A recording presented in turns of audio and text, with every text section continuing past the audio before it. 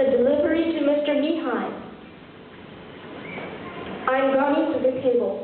Este complet autonom în realizarea acestei sarcini, știe exact unde să ajungă, nu are decât 1,6 km pe oră, ca să numărse burturile. I came for delivery.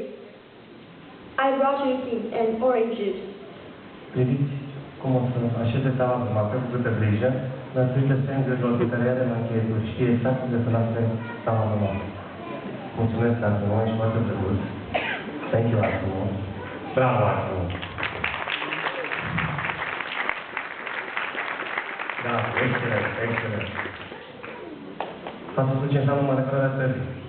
Dar după cum se arăta și în filmul de prezentare, cea mai importantă evoluție a fost aceea în a-și menține echilibrul.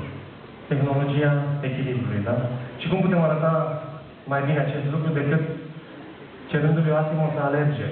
Am să vă spun doar un singur lucru, este un amănunt foarte simplu. Fiecare dintre dumneavoastră, când alergați, aveți pentru un anumit moment ambele picioare în aer. Probabil că nu v-ați gândit niciodată.